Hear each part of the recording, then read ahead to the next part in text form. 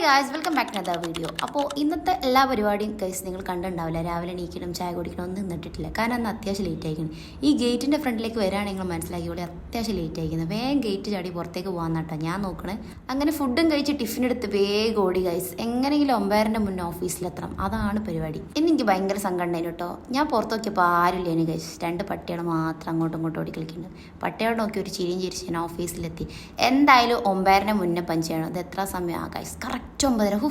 എന്തല്ലേ ഭയങ്കര തന്നെ. അവിടെ എത്തിയപാട് പിന്നെ ഫുഡ് നമ്മുടെ മെയിനായിട്ടുള്ള പരിപാടിയല്ലോ.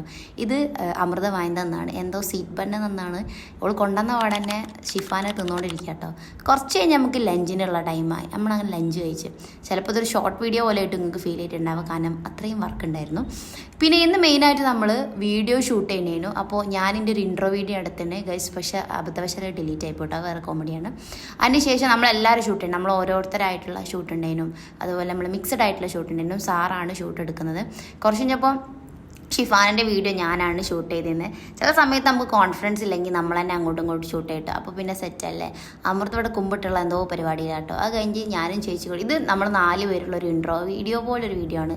ആദ്യം ഒരാൾ മുന്നിൽ ചാടി, പിന്നെ അടുത്ത ആൾ ചാടി, അങ്ങനെ 2ാമത്തെ ആൾ ചാടി, അങ്ങനത്തെ ഒരു വീഡിയോ ഇട്ടത്. അങ്ങനെ ഈ പരിപാടി ഇത് വേഗം സെറ്റ് ആയിക്കുന്നുണ്ടോ. പൊതുവെ ഞാൻ വന്ന സമയത്തൊക്കെ എനിക്ക് പെട്ടെന്ന് തെറ്റേനു. എനിക്ക് ജസ്റ്റ് ഒരു പ്രിപ്പറേഷൻ ഇല്ലാണ്ടോ എനിക്ക് വീഡിയോ എടുക്കാൻ പറ്റില്ല കേട്ടോ. പക്ഷേ ഷിഫാനെ വേഗം പ്രിപ്പറേഷൻ ഇല്ലാണ്ട് കാര്യങ്ങളൊക്കെ വീഡിയോ സെറ്റ് ചെയ്ത് വെക്കുന്ന ഒരാളാണ്. അതിന് ശേഷം പിന്നെ ഗൈസ് നല്ല വിശപ്പ് തുടങ്ങി. എന്താല്ലേ ചെയ്യുക, ഇവരെ വീഡിയോ ആണെങ്കിൽ കഴിയുന്നില്ല. നമ്മളിങ്ങനെ കുറേ തിരിക്കുമ്പോൾ നല്ല രസമാട്ടോ. നമ്മൾ തന്നെ ചിലപ്പോൾ ചിരിച്ചെന്ന് വരും, ചിലപ്പോൾ നമ്മളെ കോൺഫിഡൻസ് കുറഞ്ഞെന്ന് വരും കേട്ടോ. രാവിലത്തെ സീറ്റ് ബണ്ണിൻ്റെ കൂടെ ഓള് പൊട്ടാറ്റോ ബിസ്ക്കറ്റും കൂടി വാങ്ങിയിട്ടുണ്ടായിരുന്നു. അപ്പോൾ പിന്നെ എങ്ങനെ ഇതെന്നല്ല നെക്സ്റ്റ് പരിപാടി.